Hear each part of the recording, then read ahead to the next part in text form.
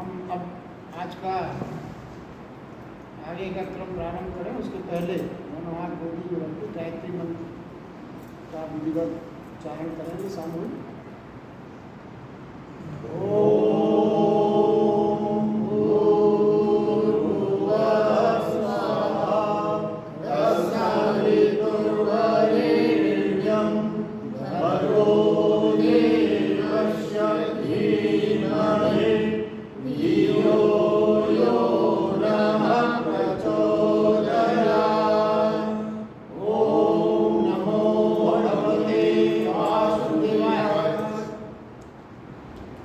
जैसा आप सबको विदित ही है, हम भगवद गीता के दूसरे अध्याय का संदर्भ ले रहे हैं और आज हम इस अध्याय के 54वें श्लोक को लेने जा रहे हैं। हम 53 श्लोक तक इसको पूर्ण कर चुके हैं और वस्तुतः ये मानिए भगवद गीता का जो संदर्भ है वो आज के श्लोक से ही प्रारंभ। ये कैसे कहा गया, पहले आप उस श्लोक के बारे में बोलता हूँ मैं, जो श्लोक का अर्थ है। अर्जुन पूछता है, हे कृष्ण, हे केशव, समाधि में स्थित प्रज्ञा वाले पुरुष के क्या लक्षण हैं और स्थिर बुद्धि वाला पुरुष कैसे बोलता है, कैसे बैठता है, कैसे चलता है। ये अर्जुन ने भगवान श्री कृष्ण ने प्रश्न किया। अब आप ये समझें पहले कि इसकी क्या विशेषता है, इस वाक्य जो पूछा गया। पहली बार अर्जुन ने अर्जुन की तरह नहीं बल्कि कृष्ण के निकट होकर बात पूछी। ऐसा इसलिए ऐसा लगता है कि अब कृष्ण अर्जुन में प्रविष्ट, ऐसा प्रतीत होता है। यहाँ से अर्जुन की वास्तविक जिज्ञासाएं प्रारंभ हुई। प्रथम प्रश्न है जो जिज्ञासा, बस उसने पूछा, अब कुछ जानना है उसको, कुछ सीखना है उसको, ऐसा लगता है। अभी तक तो क्या था, अभी तक तो वो सिर्फ अपनी बात का अनुमोदन चाहता था, करने की बात कह रहा था, अनुमोदन करने की बात कह रहा था। क्या कि मैं ये जिसे प्लान चाहता हूँ आप इसको अनुमोदित कर लीजिए, आप कहिए कि आप ठीक कर रहे हैं, जाइए। मगर पहली बार उसने कृष्ण से जो प्रश्न पूछे हैं जिज्ञासा बस पूछे और वो जो चाहता था उसे हट के पूछे। ये यहाँ से जो भगवान कृष्ण की जो गीता के जो मेन संदेश वो देने का प्रारंभ कर रहे हैं, इसी श्लोक से प्रारंभ होता है, ये समझने की बात। तो उसने क्या पूछा कि लक्षण क्या है स्त्री पुरुष के, चलता कैसे है, बोलता कैसे है, बैठता कैसे है। क्योंकि उसे ये विलक्षण लगा कि इस तरह की जो बात हो रही है शब्द की, समता योग की, वो व्यक्ति कैसा होगा। तो भगवान कृष्ण ने 55वें श्लोक में इसका उत्तर दिया। हे अर्जुन, अब देखिए ये जो जितने भी श्लोक चलेंगे 72वें श्लोक तक, अभी जो है ये पूरा अध्याय 72 श्लोक है, अपन इस समय है 55वें श्लोक। उन्होंने हर श्लोक में स्थित प्रज्ञ व्यक्ति के अलग अलग लक्षण बताए और स्थित प्रज्ञ मतलब बुद्धि, जिसकी बुद्धि स्थित हो गई, उसके बारे में भगवान कृष्ण ने पहले बहुत कुछ कहा है, मगर अब वो सिलसिलेवार दूसरे ढंग से इस बात को बता रहे हैं। भगवान कृष्ण ने 55वें श्लोक में ये कहा कि हे अर्जुन, जिस काल में यह पुरुष मन में स्थित संपूर्ण कामनाओं को त्याग देता है, जिस काल में, उस काल में आत्मा से आत्मा में संतुष्ट हुआ, आत्मा से आत्मा में संतुष्ट हुआ, स्थित प्रज्ञ कहलाता है। अब देखिए इसको समझने का प्रयास करें। पहला स्थित प्रज्ञ का लक्षण जो भगवान कृष्ण ने बताया, वो क्या बताया, आत्मा से संतुष्ट होने का मतलब क्या है, आप स्वयं से संतुष्ट हो, खुद से संतुष्ट होना, ये पहला लक्षण बताया गया। और अगर हम अपने परिप्रेक्ष्य में आज अपनी स्थिति को समझें, देखें, तो क्या है जीवन की वास्तविकता आज की, अभी ये है कि हम स्वयं से कभी संतुष्ट नहीं हैं। ये की सच्चाई है, हम स्वयं से कभी संतुष्ट नहीं हैं। कभी हमें अकेला रहना पड़े, अकेला हम घबरा जाते हैं, अच्छा नहीं लगता। कोई ना कोई हमको साथ चाहिए, कंपनी चाहिए किसी ना किसी, निश्चित रूप से, तभी हम ठीक लगता है, वरना हम घबरा जाते हैं। और सूत्र भगवान कृष्ण क्या कहते हैं? स्वयं से संतुष्ट, स्वयं से तृप्त। देखिए, इसका मतलब यह है, स्वभाव जो हमारा है वो हम अपने से संतुष्ट नहीं है। तो जब हम अपने से संतुष्ट नहीं होंगे तो क्या होगा? अपनी चेतना जो है वो सर्वदा दूसरों की ओर प्रभावित हो, हमारी चेतना दूसरों पर आधारित हो जाएगी। सब कुछ, जो कुछ भी हमें प्राप्त होना है, सुख, शांति, मजा या कुछ भी कह लो आप उसको, वो दूसरों से प्राप्त होता है। और फिर क्या होता है, एक तो सबसे महत्वपूर्ण बात यहाँ पे ये है कि थोड़ी देर को हमें लगता है ये जो आनंद है दूसरों से प्राप्त होने वाला, इससे हमें प्राप्त होता भी है कुछ देर, मगर मनुष्य का स्वभाव ऐसा है, कुछ समय के बाद वो उससे उब जाता है। फिर उसे लगता है नहीं नहीं, ये चॉइस तो कुछ गलत हो गई, इसमें कुछ प्राप्त नहीं हो रहा। जिस आनंद की, जिस प्रसन्नता की मैंने इस व्यक्ति से पाने की परिकल्पना दी, वो परिकल्पना मेरी व्यर्थ हो गई। फिर तीसरे की तलाश करता, चौथे की तलाश करता। सच माने, इससे क्या होगा? पहली चीज होगी कि उसके चित्त में हमेशा कंपन बना रहेगा, इस तरह तो नहीं आएगा, स्थायीपन नहीं आएगा। और उसकी ये तलाश एक जीवन नहीं, कई जीवन तक चलती है। और वो कभी भी, मुख्य रूप से जो भगवान कृष्ण बताना चाहते हैं, वो कभी भी संतुष्ट नहीं होता। इसीलिए भगवान कृष्ण ने कहा कि जो अपने से स्वयं संतुष्ट हो। देखिए, अगर इसको और विश्लेषण को अगर अपन लेते हैं तो हम भीतर से, यदि हम बीमार हैं भीतर से, तो दूसरों के साथ स्वस्थ कैसे हो सकते हैं? जब तक हम अपनी अंदर की बीमारी हम अपनी खुद ना दूर करेंगे, दूसरों के साथ से हम स्वस्थ नहीं हो पाएंगे। जब हम अपने से ही असंतुष्ट हैं तो दूसरों के साथ से कैसे संतुष्ट हो सकते? पहले हम खुद से संतुष्ट होना सीखें। अगर हम असंतुष्ट हैं अपने से, तो दूसरा कितना भी व्यक्ति कैसा भी मिल जाए, हम उसके साथ ही उसे संतुष्ट नहीं हो सकते। और जो मेन बात जो भगवान कृष्ण इसके आगे बता रहे हैं, अगर हम भीतर से दुख में हैं, भीतर से अगर हम दुख में हैं, तो दूसरों के साथ से क्या हमें कभी सुख मिल सकता है? वो भीतर हमारे दुख है, भीतर हमारे तनाव है, भीतर हमारे तरह तरह के आक्रोश है, उद्विग्नता है, तो मात्र दूसरों के साथ की वजह से हमें कैसे सुख मिल जाएगा? मिलेगा भी तो सुख मिलने का भ्रम हो सकता है थोड़ी देर के लिए, थोड़ी देर के लिए, कुछ समय के लिए, कुछ दिनों के लिए। मगर जहां वो भ्रम टूटा तो हम अपनी वास्तविकता में आ जाएंगे। हमारी वास्तविकता यह है कि हम दुखी, विमित, तनाव में। तो दूसरों के साथ की वजह से हमारे दुख दूर नहीं हो सकते। तो क्या है? दूसरों में संतोष खोजना ही, भगवान कृष्ण कहते हैं, दूसरे में संतोष खोजना ही प्रज्ञा की अस्थिरता है, बुद्धि की अस्थिरता है। यदि हम दूसरों में खोज रहे हैं संतोष, और स्वयं में संतोष खोजना ही प्रज्ञा की स्थिरता है। यही सूत्र, छोटी छोटी बातें हैं, अगर अपने जीवन को देखें, थोड़ी देर को चिंतन करें, तो ये जीवन की सत्यता छिपी हुई है, सत्यता। देखिए, और ये कब घटित होगा? क्योंकि उन्होंने कहा स्वयं में संतुष्ट होना कब घटित होगा? जब हमारा यह भ्रम टूट सके। क्या भ्रम है? इसमें नहीं मिला तो दूसरे में, फिर तीसरे में।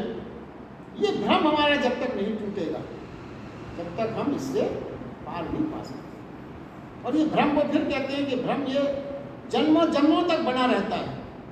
प्रज्ञा भी, अगर ये भ्रम बना रहा आपका जन्मों जन्मों तक, तो प्रज्ञा भी जन्मों जन्मों तक अस्थिर है। ये है मुख्य बात। देखिए, आधारभूत बात क्या है? जब तक चित्त सोचता है जब तक चित्त सोचता है कि कहीं और सुख मिल सकता है, कहीं और सुख मिल सकता है, तब तक चित्त असंतुष्ट। ये मूल बात है।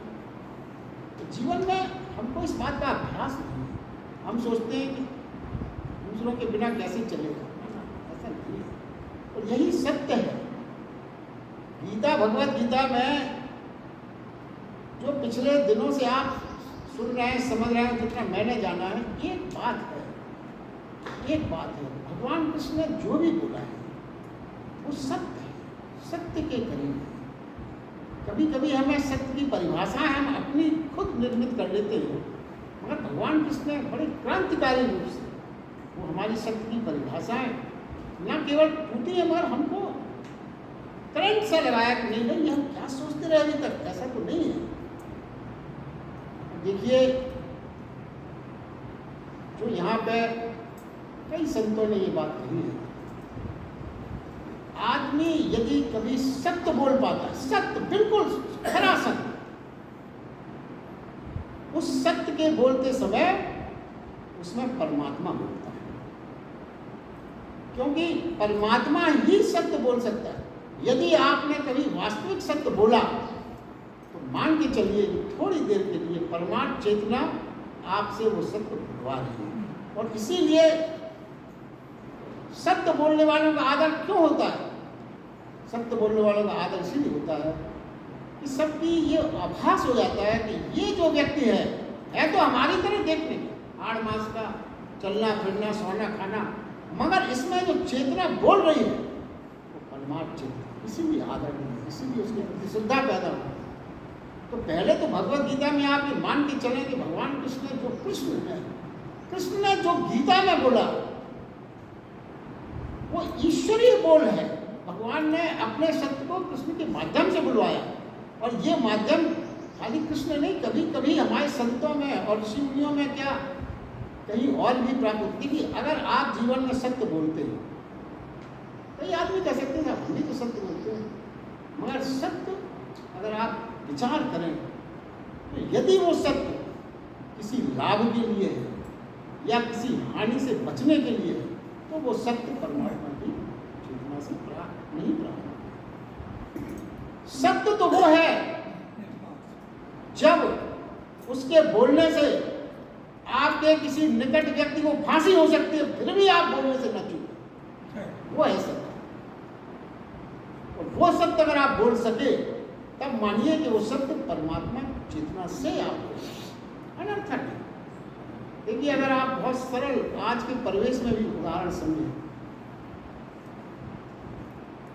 ये अपन थोड़ा चर्चा इसलिए कर लेते हैं कि गीता में जो कहा गया वो अपने जीवन से कैसे जुड़ा। मेरा मूल उद्देश्य यही है। देखिए, नरगिस एक अभिनेत्री थी, आप सब में पुराने जो लोग हैं कई फिल्में उसमें देखी, मगर उतना याद नहीं होगा, मगर एक दृश्य मदर इंडिया में जिसमें वो अपने लड़के को गोली मार देती,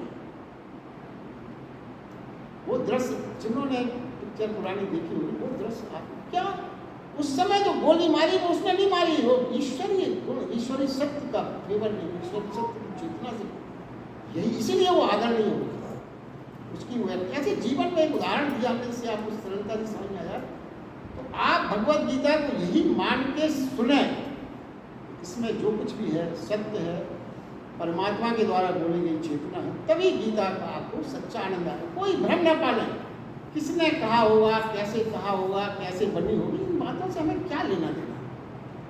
हम मान इतना सोचें कि जो हम सुन रहे हैं वो ईश्वर के शब्द है, वो शब्द कहाँ से आए, कैसे आए, इन सब बातों को छोड़ हमें सुनने मिल रहे हैं, यही हमारा भाग्य है। अपने भाग्य की सराहना, अपने भाग्य की भगवान को थैंक्स। देखिए आगे जो है इसके बाद क्या है, देखिए भगवान ये 56वें श्लोक में क्या गया, भगवान स्त्री प्रति जिसके लक्षण अर्जुन पूछ रहे थे, इस क्रम में आगे फिर कहते हैं कि हे अर्जुन, दुखों की प्राप्ति में उद्वेग रहित हो मन जिसका, दुखों की प्राप्ति से या दुखों की प्राप्ति में उद्वेग रहित हो मन जिसका, और सुखों की प्राप्ति में स्पृहा दूर हो गई हो जिसकी, तथा नष्ट हो गए हो राग भय और क्रोध जिसके, ऐसा मुनि स्थिर बुद्धि कहा। ये तो हमने आपको अर्थ पढ़ दिया। इसका विश्लेषण जब आप सुनेंगे तो आपको पता चल जाएगा क्या कहना चाहते हैं। देखिए, पहली बात भगवान ने क्या कहा, दुखों की प्राप्ति पर उद्योग रहित मन। अब ये तो बड़ी विचित्र बात है, इसका तो हमें कोई दुखों में भी अब उद्योग ना हो। हमने तो सामान्य जीवन में दुख आते तो उद्विग्नता साथ आती है, मगर विचारे फिर भगवान किसने कहा है तो उसका मतलब क्या है। दुखों में प्राप्ति पर उद्विग्न कौन होगा, ये विचार देखिए। दुखों की प्राप्ति पर उद्विग्न कौन होगा, वही होगा जिसे सुखों की चाह हो। पहले क्या होगा, पहले आपको सुख की चाह पैदा होगी, फिर जब वो चाह नहीं पूरी होगी तभी तो दुख होगा। तो देखिए, यहाँ पे जो बातें हैं उसके रूट कॉज को भगवान किसने बताते हैं। दुखों पे उद्विग्न होना तो बड़ा स्वाभाविक है। अब क्या है, दुखों पे अपन उद्विग्न हुए, बड़ा नेचुरल है, मगर वो दुख का कारण क्या है। अगर वो दुख ही ना हो तो फिर उद्विग्न होने का प्रश्न ही नहीं। तो वो दुख जो आया वो क्यों आया, दुख आया सुखों की चाह की वजह से। हमने सुख चाहे, सुख की स्पृहा हुई, यानी क्या हुआ, मतलब यदि हम सुख न चाहें तो दुख नहीं होगा, तो उद्विग्नता नहीं होगा। ये भगवान कृष्ण स्थिर प्रज्ञ के लक्षण बता रहे हैं। देखिए, अगर उससे सोचिए, जिसने सुख चाहा, जिसने भी जीवन में सुख चाहा, वो दुख आने पर उद्विग्न होगा ही। ऐसा हो ही नहीं सकता दुख आने पर उद्विग्न ना हो, क्योंकि आपने सुख चाहा। देखिए, वो आगे समझना यह है कि सुख के फूल चाहिए यदि आपको, तो दुख के कांटे के लिए सिर को तैयार रखना। आप ये नहीं कह सकते दुख के कांटे कांटे न मिला फूली फूल मिला, नहीं। और देखिए, दूसरी बात इसमें है, सुख की जिसे स्मरण नहीं हो, यानी सुख की आकांक्षा ना हो जिसको। अब हमें ये समझना है कि ये जो बताया जा रहा है, एक ही सिक्के के दो पहलू हैं। जैसे यदि सुख की चाह है तो दुख की उद्विग्नता होगी ही होगी, मतलब एक ही सिक्के के दो पहलू। यदि सुख की चाह नहीं है तो दुख असमर्थ होगा उद्विग्न करने। सुख की चाह नहीं है अगर आपको, तो दुख हो भी जाए तो उद्विग्न नहीं होंगे आप। तो एक ही सिक्के के दो पहलू। अब इसी के आगे अगर अपन और विचार करें, जीवन में कौन ऐसा व्यक्ति है, शायद कोई नहीं, जो दुख का स्वागत करता, कोई नहीं चाहता। कौन चाहेंगे हम सुख के लिए? हम हमेशा दरवाजा खोले तैयार रहते हैं, आरती उतारने। सुख आ रहा है, वेलकम, आइए आइए।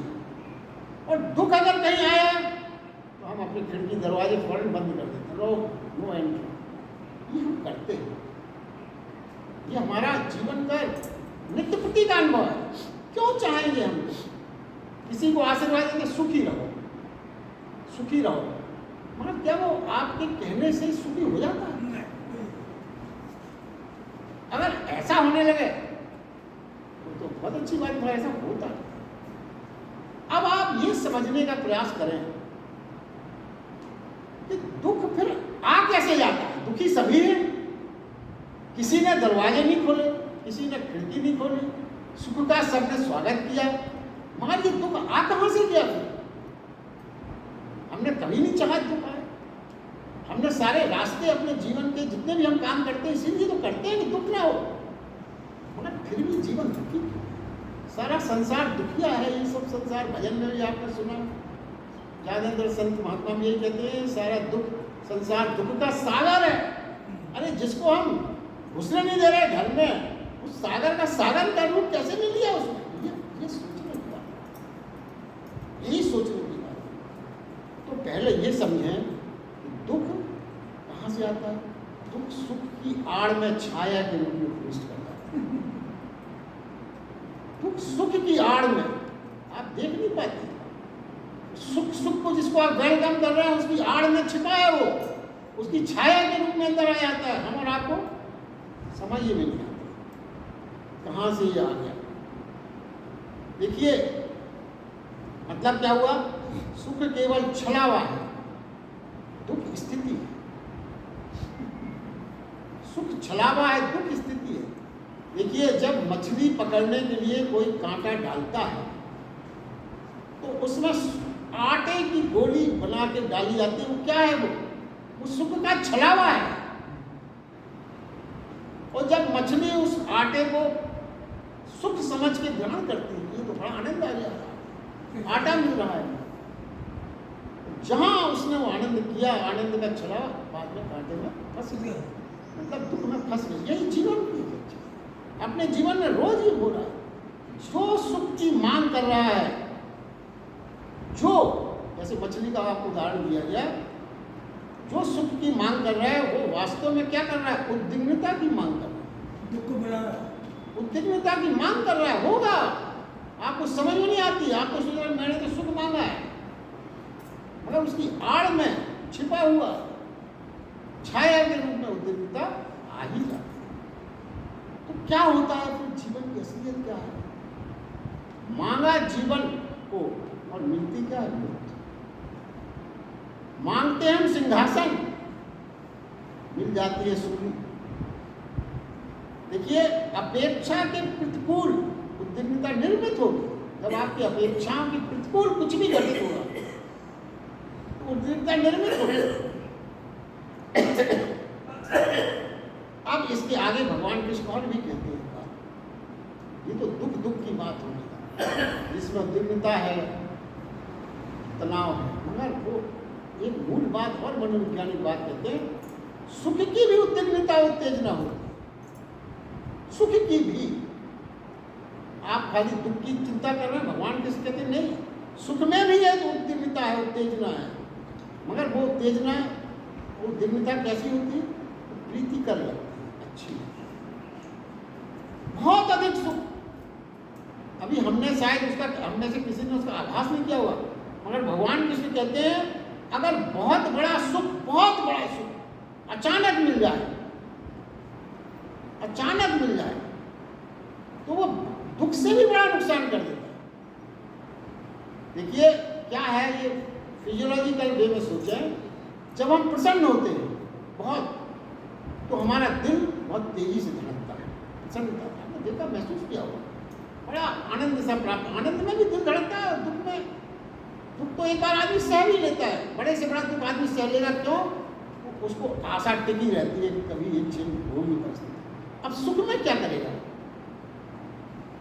तो सुख में कभी कभी जो डॉक्टर्स की जो रिपोर्ट है, उसका एक कारण ये बताया गया है कि भगवान कृष्ण की बात को जो समर्थन मिला है कि हमारा दिल धड़कता है बहुत तेजी से, मगर जब सुख इतना अधिक हो जाए तो दिल की धड़कन उसको उस लेवल पर धड़क नहीं पाती।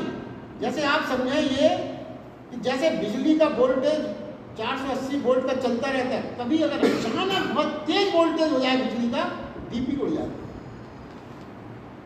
फ्यूज हो जाती है। ये बात यहाँ पे लागू होती है। अब देखिए, वोल्टेज कम होना है तो बुरा माना है, अच्छा होना तो अच्छा होना चाहिए।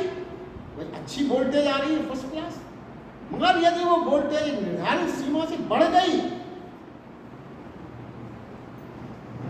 तो वो भी बहुत ज्यादा नुकसान पैदा करती है। मछली ने अगर आटा खाया और अगर आपने उस कांटे के ऊपर बहुत ज्यादा आटा लगा दिया, वो खाती गई, खत्म ही ना हुआ, क्या होगा? मछली को भी इंडाइजेशन हो जाएगा, वो उसका कष्ट हो गई, कांटे तक नहीं पहुंची, मगर वो तो खाती जाएगी। उसकी बुद्धि तो ये सुख मिल रहा है, भोगो भोगो भोगो, सुख भोगते भोगते उसको भी अधिक खाने की वजह से जो नुकसान होता है वो नुकसान हो जाएगा।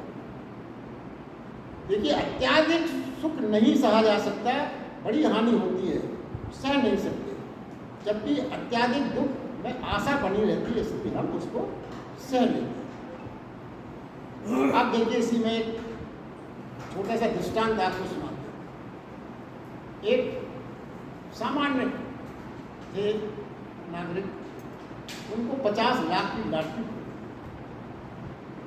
अब 50 लाख की लॉटरी, वो क्रिश्चियन मान लीजिए थे, तो 50 लाख की लॉटरी खुली तो उनकी पत्नी को पहले पता लग गया, वो कहीं बाहर थे। अब वो अपने पति को जानती थी कि अचानक अगर इनको ये बताया तो 50 लाख की लॉटरी खुल गई, तो ये तो इसे हम नहीं कर पाएंगे और हार्ट अटैक ना आ जाए किसी की बात, वो डरी, मगर उसको समझ में नहीं आया कि क्या करें। तो पास में चर्च था, उस पादरी के पास नहीं, बोले ऐसे मौके तो भाई वो आध्यात्मिक व्यक्ति हैं उनकी सहायता ले लेना चाहिए। पादरी के पास गई, उसने उनको सब चीज़ें बताई, ऐसा ऐसा है, अब इसको कैसे निपटा जाए। तो पादरी ने ये कहा कि ऐसा करते हैं, चलो हम चलते हैं, उसको क्रमानुसार बताएंगे, टुकड़ों टुकड़ों में। पहले कह देंगे 10 लाख की खुली, फिर एक आध दिन बाद या कुछ घंटे शाम को कह देंगे अरे यार वो हमने तुम्हें 10 कम बताई थी, 20 की थी। ऐसे कर करके उसको, तो शायद फिर उससे ये होगा कि थोड़ा थोड़ा उसको इतना एकदम से नहीं लगे। ठीक है आइए। पादरी साहब पहुँचे, पादरी साहब ने उसको बैठे बातचीत शुरू की। कहा कि भाई अरे तुमको मालूम है आज थोड़ा सा हमें खबर मिली है कि तुम्हारी लॉटरी का नंबर ये था। हाँ, उसने देखा अपनी डायरी में, इसमें 10 लाख की पार्टी। उस आदमी को विश्वास नहीं हुआ। अरे बोले हाँ पादरी साहब, आज तक हमारी लॉटरी ऐसी किस्मत होती है, आप भी सुबह सुबह हमसे खास प्रयास करने आ रहे। बोला नहीं है, खास प्रयास नहीं है, सच है। उस आदमी ने सहज भाव से कह दिया ठीक है, अगर ये सच है तो 5 लाख मैं आपको दे दूंगा, 5 लाख मैं रख लूंगा। दिए मैंने अगर सच है। उसे तो ये लगा झूठ है। पादरी ने सुना मुझे 5 लाख मिल जाएंगे, तो पादरी को हार्ट अटैक आ गया। ये आदमी की मनोदशा, अधिक सुख आदमी नहीं सह पाता, नहीं जाता। ये मगर हमारी क्या है, हमारा इस तरह ध्यान नहीं जाता। मतलब भगवान कृष्ण जीवन के बहुत करीब बातें कही हैं, जो भगवत गीता में जीवन के बिल्कुल करीब बातें हैं, जो हम समझ लें तो हमारे जीवन में बहुत क्रांतिकारी परिवर्तन हो सकते बिना कुछ किए। आपको कोई अनुष्ठान नहीं करना है, आपको कोई 40 माला नहीं करना है, आपको घंटों ध्यान कुछ नहीं करना है, आपको सिर्फ जीवन की थोड़ी सी सोच बदलनी है। और वो सोच सच्चाई है, सत्य है। सत्य आपको लगेगी जब तो आप बदल पाओगे, वरना कैसे पड़ेगा। देखिए आगे फिर वो क्या कहते हैं, तीसरी लाइन इस श्लोक की क्या है, क्रोध भय ना हो जिसमें, मतलब स्थित प्रज्ञ व्यक्ति के वो लक्षण बताओ। वो तो ये होगा। तीसरा क्या है लाइन में, क्रोध और भय ना हो जिसमें, वो स्थित प्रज्ञ। अब देखिए वो कह रहे हैं, बहुत इंपॉर्टेंट बात है जो सिद्ध साहब के लिए और अच्छी बात है, मैं तो कह रहा अनुभव ये है। वो कह रहे समाधिस्थ होता है, यानी स्थित प्रज्ञ होता है, उसे उसके क्रोध और भय छूट जाते हैं, ये कह रहे हैं। मगर वो देखिए क्या नहीं कह रहे हैं, गलतफहमी कहाँ हो जाती है, जो अच्छे अच्छे तपस्वियों में भी हो जाती है। क्या गलतफहमी हो जाती है, अधिकांश क्रोध, वो क्या सोचने लगता है व्यक्ति, साधक जो है, क्रोध और भय छोड़ो तो समाधिस्थ हो जाओ। अब दोनों बातें एक सी लगती हैं, बड़ा बड़ा बारीक फर्क है और मेजर फर्क है। दोनों स्टेटमेंट में मूलभूत अंतर है, पढ़ने में एक से लगते हैं। यदि आप समाधिस्थ हुए तो क्रोध और भय आपके अपने आप छूट जाएंगे, और यदि आप क्रोध और भय छोड़ने का प्रयास करते रहे कि हमें समाधिस्थ होना है तो हमें क्रोध और भय छोड़ना है, तो क्रोध और भय छोड़ने के लिए क्या करोगे, आप लड़ोगे, युद्ध करोगे अपने आप से। और लड़ने में क्रोध और भय नहीं छूटते बल्कि और बढ़ जाते। क्रोध और भय से लड़के आप क्रोध और भय नहीं छोड़ सकते, जितना आप लड़ोगे उतनी बढ़ेगा। क्यों, आप क्रोध नहीं छोड़ पाओगे तो आपको एक नई अशांति पैदा हो जाएगी। मेरे संकल्प बड़े कमजोर हैं, मैं तो बड़ा कमजोर हूँ, क्रोध ही नहीं छोड़ पा रहा हूँ, भय नहीं छोड़ पा रहा हूँ। तो फिर उससे क्या होगा, और ज़्यादा जितने जितने आप कमजोर होते जाओगे। देखिए आपके संकल्प की शक्ति घटती गई, क्योंकि आपकी हमारी संकल्प शक्ति कैसे घटती है। देखिए जैसे आपने सोचा कि मैं अब ये काम नहीं करूँगा, बड़ा संकल्प लिया, सुबह लिया और शाम तक वो संकल्प टूट गया। कुछ ऐसी परिस्थिति बनना कि छोड़ो, कहाँ होगा, चलता है। तो क्या होगा, थोड़ी देर बाद आपको ये लगेगा कि हम और कमजोर हो गए। मनोबल आपको अपने अपने ऊपर एक कमजोरी छाई हुई लगेगी। जितने कमजोर आप संकल्प लेने के पहले नहीं थे, उससे भी अधिक कमजोर आप हो, क्योंकि आपका संकल्प टूटा। संकल्प टूटने की जो व्यथा है, जो अशांति है, जो तनाव है, वो आपके पास और ज्यादा आ गई। उससे क्या हुआ? उससे ये हुआ कि जो चीज आप छोड़ना चाहते थे वो और अधिक बढ़ जाएगी। आपने क्रोध छोड़ने का सुबह संकल्प लिया और शाम को आपने क्रोध कर दिया, फिर आपको लगेगा वही कि आपकी संकल्प शक्ति कम होगी, क्रोध और बढ़ जाएगा। भय छोड़ने का संकल्प करके यदि आप सबका संकल्प होता, तो वो ये कहते हैं लड़ना नहीं है, जो समाधिस्थ हो जाएगा, समता को प्राप्त हो जाएगा, समस्त उसके समाधिस्थ होते ही, समाधिस्थ होने का मतलब जैसे कल बात हुई थी, समाधिस्थ होने का मतलब है जिसने सारे समाधान पा लिए हो, जिसे के कोई प्रश्न अनुत्तरित ना बचे हो, उसी को तो समाधि लगेगी। समाधि लगने का कोई ऐसा नहीं है कि आप सोच रहे हैं कि चलो भाई समाधि लगा लेते हैं। This is not like this. भोजन कर लेते हैं, नहा लेते हैं, चलो थोड़ी देर समाधि लगा लेते हैं, ये रूटीन नहीं है। समाधि यदि आपकी लगी तो अपने स्थिर बुद्धि प्राप्त होने के बाद ही आप समाधिस्थ होंगे। जो पिछली बार बोल रहा था, जैसे ही आप समाधिस्थ हो जाते हो, क्रोध और भय आपके स्वयं छूट जाते हैं, छोड़ना नहीं पड़ता। ये भगवान कृष्ण इसमें बता रहे। फिर करना क्या है? अब क्या है? ये तो कह दिया या छूट जाते, तो करना क्या है, कैसे करें? क्रोध और भय, तो क्रोध और भय को छोड़ने के लिए लड़ना नहीं, क्या करना है? देखना है, जानना है, पहचानना है। चित्त जब भीतर स्वस्थ हो जाता है, आपका चित्त जब भीतर स्वस्थ हो जाता है, तो चित्त का स्वास्थ्य ही समाधि है। चित्त का स्वास्थ्य ही समाधि है।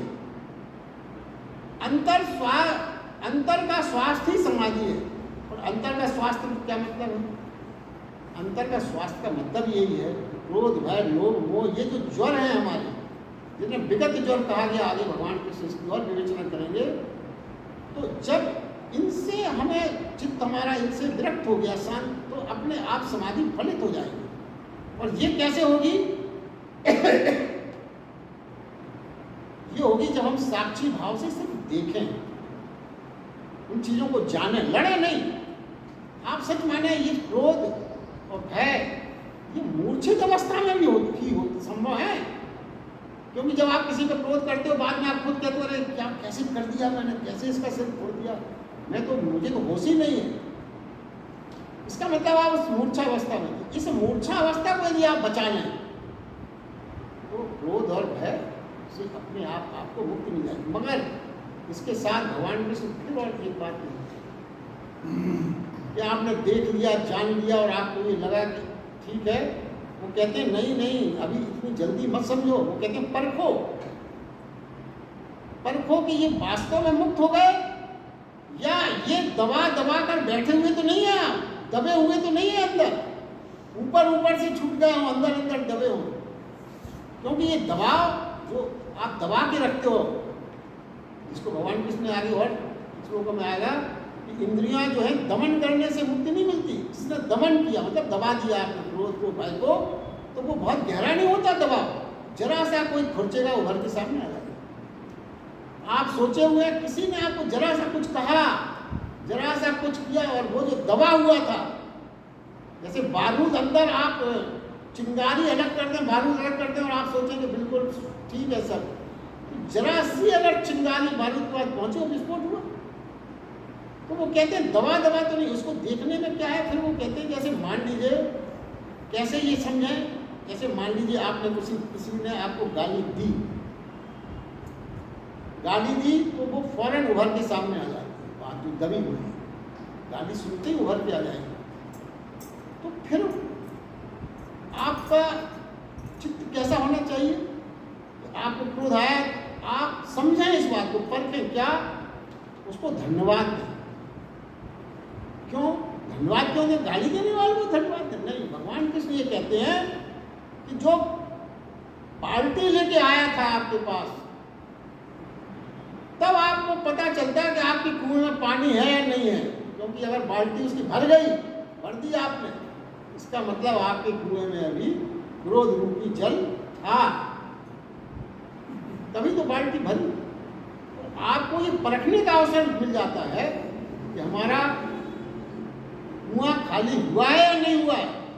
यदि किसी के गाली देने पे भी आपने कोई आपका चित्त उद्दीपक नहीं हुआ, इसका मतलब आपके अंदर क्रोध है ही नहीं, कुआं खाली है। ये परखने का अवसर है। कहते हैं पहले अपने को आपको परख लो, तो फिर इसका मतलब क्या हुआ कि उसको धन्यवाद दो कि भैया अच्छा तू बाल्टी लाया तो मुझे पता तो चल गया, तो तू पूछ भी है। ये भाव बड़े विचित्र लगते हैं सुनने में, मगर यदि आपको कोई चीज पाना है तो उसका रास्ता ही है। इन चीजों को हम समझें। नहीं तो घर में क्या होता है, आप अपने आप को मैं तो बहुत बदल गया, मैं तो बहुत सही हो गया, और जरा सा किसी ने कुछ कहा आगे दिखाना फटफड़ा गया। इसका मतलब क्या है? ये सब बनावटीपन जीवन से, जब तक हम अपने जीवन से बनावटीपन नहीं निकालेंगे, मौका मत लगाइए। मौका लगाने से काम नहीं चलेगा। भगवान को आप, दुनिया को मौका लगा के आप विफुल कर सकते हो, ईश्वर को तो आपकी सब मौके पहचानता है। और ऐसी अज्ञानता हम करें, एक तरफ ईश्वर की साधना करें और दूसरी तरफ मौका लगा के उसके सामने बैठे, तो वो तो आपकी साधना से तो मजाक में डाल के बच्चे हैं, खेल कर रहे हैं। क्षमा तो वो फिर भी कर देते हैं, मगर उसका कोई प्रभाव नहीं पड़ता। ये तो फिर देखिए, ये समझ लें आप, कृष्ण ने ठीक ही कहा, दुख उद्विग्न न करें, सुख की आकांक्षा न हो, क्रोध उत्तिप्त न करें, भय कपाए नहीं, तो जानना अर्जुन ऐसा व्यक्ति ही स्थित प्रज्ञ और समाधिस्थ। ये भगवान कृष्ण अर्जुन को स्थित प्रज्ञ के लक्षण बता रहे। और आगे आप इस चीज को समझ लें, स्थित प्रज्ञ का मतलब ये नहीं है कि उसको कष्ट नहीं होगा। ऐसा न समझें स्थित प्रज्ञ हो गए आप तो आपको कोई कष्ट होगा ही नहीं। कष्ट तो होगा, कष्ट होगा, मगर दुख नहीं। अब देखिए, हमको कष्ट और दुख एक समान लगते हैं। भगवान कुछ कहते हैं नहीं, कष्ट होगा मगर दुख नहीं होगा। देखिए, कष्ट तथ्य है, कांटा लगा, कष्ट तो होगा ही, मगर दुख मानसिक व्याख्या है। दुख मानसिक व्याख्या है और कांटा लगना तथ्य है। ये आप बहुत साधारण तरीके से सोच सकते हैं। किसी को कांटा लगता है तो हंस के निकाल देता है, और किसी को कांटा लगता है तो इतनी जोर से चीखता है कि पूरा मोहल्ला इकट्ठा होता है। कांटा उतना ही लगा, 1 इंच, उसको भी लगा, दूसरे को भी लगा, मगर एक ने शांति से होकर अपना थोड़ा सा प्रयास किया, निकाल दिया कुछ उसके अंदर। मतलब क्या हुआ? कांटा लगने में शरीर में तो उतनी कष्ट होगा जितना उसको हुआ, दूसरे को भी उतनी कष्ट हुआ, मगर पहले को दुख हुआ, दूसरे को दुख नहीं। इसका मतलब कष्ट और दुख अलग अलग चीजें हैं। दुख जो है वो मानसिक व्याख्या है, कष्ट तथ्य है। तथ्य क्या है? कांटा लगा, तथ्य सत्य, मगर दुख मानसिक व्याख्या है। ये हमें समझना होगा। तो देखिए, अब एक बात जो मैं थोड़ा, ये तो अगले श्लोक जो है वो अपन कर लेंगे, अगले टर्मिनल में, यहाँ तक व्याख्या काफ़ी है। देखिए, एक छोटी सी बात 5 मिनट में मैं आपको, और थोड़ी सी अलग हटके है, वो अपन चर्चा देखिए। और अपन को गीता में जैसे दूसरे अध्याय में अपन ने बात की थी कि कृष्ण के ऊपर जो सामान्य लोगों को ये कहने में बड़ा आसान लगता है कि कृष्ण ने हिंसा फैला दी, युद्ध करा दिया, वो अपन व्याख्या कर चुके हैं। वास्तव में वो अर्जुन से बात कर रहे थे। हिंसा, कृष्ण भगवान ने तो हिंसा फैलाई, ना वो युद्ध के पास था, मगर वो अर्जुन को स्वभाव और अर्जुन के कारण सब। इसी प्रकार एक चीज और हमें जो ये बात जो अपन आज अभी कर रहे हैं, आगे के श्लोकों को समझने में बहुत काम आएगी, क्योंकि आगे की व्याख्या जो है वो इन्हीं तत्वों पर आधारित है जो अभी अपन बात करने वाले। देखिए, आइए क्या बात है। पहले हम ये समझेंगे भगवान कृष्ण ने, कृष्ण तो देखिए अवतार थे, उनमें भी शरीर बोल दिया था, मानव का शरीर था उनमें, तो सामान्य प्राणी में और उनमें क्या अंतर है? क्या अंतर है? वो भी मनुष्य की देह में थे, हम भी मनुष्य की देह में है, तो मतलब फर्क क्या है? इस फर्क को हम थोड़ी सी देर चर्चा करेंगे, 5 मिनट। फिर इसको कल और आगे समझेंगे अगले उसमें।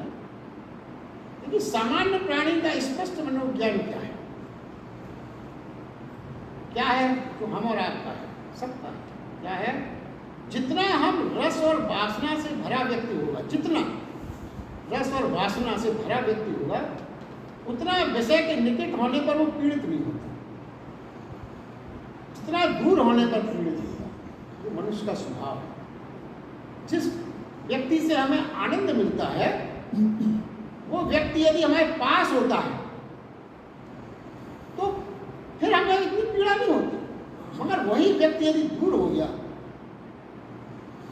तो हमें बहुत पीड़ा होती है। ये हमारा स्वभाव है। अब इसको आप कल्पना खुद कर सकते हैं, ये बहुत सरल सी बात है।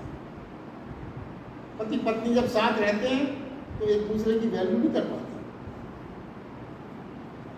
क्योंकि पास में है, कोई पीड़ा नहीं। मगर जब वो दूर हो गई तब आपको जो आटे दाल का भाव पता लगा, उस समय आपको ज़्यादा याद आती है, ज़्यादा पीड़ा होती है।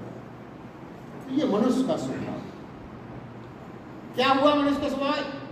कि जैसे हम चाहते वो पास रहे, जिसे हम चाहते वो पास रहे तो याद नहीं आती फिर उसे। जिसे हम बहुत चाहते हैं यदि वो पास रहे तो हमें उसकी याद नहीं आएगी उतनी, और यदि दूर रहे तो उसकी बहुत याद आएगी। पास रहे तो उतनी याद नहीं आएगी, आप भूल ही जाओगे कि वो घर में है। दोस्तों के साथ आप कहीं निकल जाओगे, आपको पता ही नहीं चलेगा। उस समय आपको ये याद नहीं रहेगा कि घर में आपका कोई इंतजार नहीं, भूल जाते। मगर यदि वो दूर है, पल पल याद आता है, पल पल। ये मनुष्य का मन है। यानी पास हो तो भूलना सरल और दूर हो तो भूलना कठिन। ये मनुष्य की स्थिति है, हमारी आपकी सबकी यही स्थिति है। ये तो हुआ हमारा मनोविज्ञान। अब कृष्ण का मनोविज्ञान समझो। कृष्ण का क्या मनोविज्ञान है? वो बिल्कुल उल्टे है, हमसे बिल्कुल उल्टे है। कैसा? जो पास है उसे वो पूरी तरह याद रखते हैं, और वह उनकी चेतना में पूरा पूरा होता है। इसलिए भ्रम हो जाता है सबको कि वो मेरी तरफ ज्यादा टेंशन दे, सबको, क्योंकि वो बिल्कुल पूरी चेतना से उसी समय पूरा पूरा उन्हीं को याद करते हैं जो उनके पास है। जबकि हमारे साथ उल्टा है, उनके साथ ये बिल्कुल विपरीत बात है। तो सबको ऐसा लगता है जहां कृष्ण जहां है, देखिए जहां है वहां पूरे पूरे हैं, पूरे पूरे हैं। जहां पत्थर भी देखेंगे तो ध्यान से देखेंगे, लेकिन जब कोई आदमी और स्त्री को देखते हैं तो वो आदमी और स्त्री भूल में पड़ जाता है। ये हमें को सबसे ज्यादा चाहते हैं। गोपियों का जो रास है ना, उसका ध्यान में रख के सुन, उनको लग जाता है कि हम ही को सबसे ज्यादा चाहते हैं, इसलिए वो रोती और तड़पती है। मगर कृष्ण गए तो गए, गए तो गए, भीतर कोई उनके सेतु नहीं बना। वृंदावन कोई मथुरा से हजारों किलोमीटर दूर नहीं था, 7 समुद्र के बाद हवाई जहाज से आना पड़ता है, थोड़ी सी। मगर गए, छोड़ा तो छोड़ा। उनके भीतर कोई रस नहीं था उसको लेके, जो कुछ भी वहां अपन सुना है, अपन जानते, सब था, वर्तमान में थे, मगर कोई रस नहीं बना उनके अंदर। वृंदावन छोड़ा ऐसे तो जैसे कभी था ही नहीं। वासनाग्रस्त यदि उनका चित्र होता, कृष्ण का वासनाग्रस्त यदि चित्र होता तो छोड़ना बड़ा मुश्किल था। और छोड़ा भी वृंदावन, स्मृति में भी पीड़ा देता अगर उनको, स्मृति में भी, तो सपने में वो बार बार आता और वो बार बार भागते, रात में जहां समय मिलता हुआ थे वृंदावन। मगर इस तथ्य को समझें, कृष्ण के संबंध में यही भारी भूल जाती है। वो जहां के पूरे थे, वो जहां होंगे, वो मथुरा में तो वहां पूरे होंगे। उस समय उन्होंने वो सब छोड़ दिया वृंदावन का, कुछ नहीं है उनके अंदर। क्यों छोड़ पाए? इसलिए छोड़ पाए कि वृंदावन में वो गोपियों के बीच थे, रास करते थे, मगर उनके भीतर किसी प्रकार का रस निर्मित नहीं हुआ। विषय सब थे उनके सामने, मगर कोई किसी प्रकार का रस उनके अंदर निर्मित नहीं हुआ। यदि रस निर्मित होता बात तो बस यही फर्क है सामान्य पुरुष सामान्य व्यक्ति में। स्थित प्रज्ञ थे वो, इसीलिए उनको स्थित प्रज्ञ कहा गया। स्थित प्रज्ञ व्यक्ति के विषय नहीं, देखिए स्थित प्रज्ञ व्यक्ति ही थे तो कैसे कहा गया सबसे बड़े स्थित प्रज्ञ व्यक्ति माने गए। विषय नहीं, रस छूट जाते हैं स्थित प्रज्ञ, विषय नहीं छूटते, रस छूट जाते हैं। जिस दिन रस छूटते हैं फिर विषय विषय नहीं रह जाता। यदि आपके रस छूट गए तो विषय विषय नहीं रह जाता, क्योंकि रस ही तो विषय को बनाते हैं। रस छूटते ही विषय तो मात्र वस्तु हो जाता है। बिना प्राप्त, बिना चेतना, बिना प्राण चेतना तो हो जाता है विषय। भाई विषय आपने कुछ भी देखा,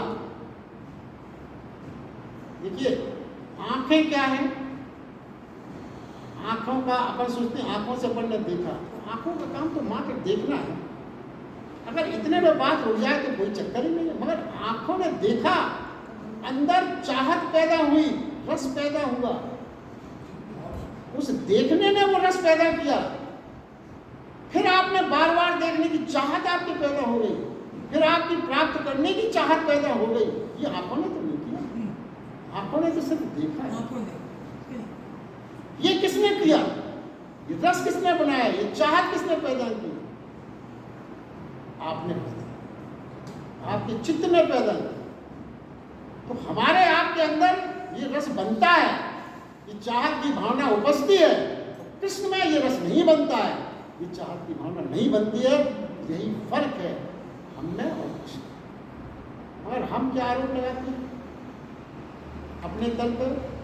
अरे साहब हमारी तो 3-4 गर्लफ्रेंड है, उनकी तो इतनी हजारों, हम तो कृष्ण के फॉलोअर हैं। अरे क्या कृष्ण के, क्या कृष्ण के फॉलोअर हो? मगर समाज की दुर्बुद्धि देखिए, और हम और आप हंसते हैं। बड़ा दुर्भाग्य है समाज का। अरे अंतर समझिए, कितना बड़ा अंतर है। सोच की विकृति है। तो ये अंतर जो आपको आज हमने पॉइंट आउट किया, ये अंतर आपको आगे के जितने श्लोक आएंगे सब में इसका उपयोग होगा। इंद्रियों पर कैसे विजय, इंद्रियों का क्या मतलब है, आँख खोलने से आपकी देखने की आकांक्षा खत्म नहीं हो जाती। ये सब बातें आगे आएंगी। आज के लिए बस इतना ही। आप सबका बहुत बहुत धन्यवाद। अब अगले उसको मिलेंगे। अब हम अपने सिद्ध जी से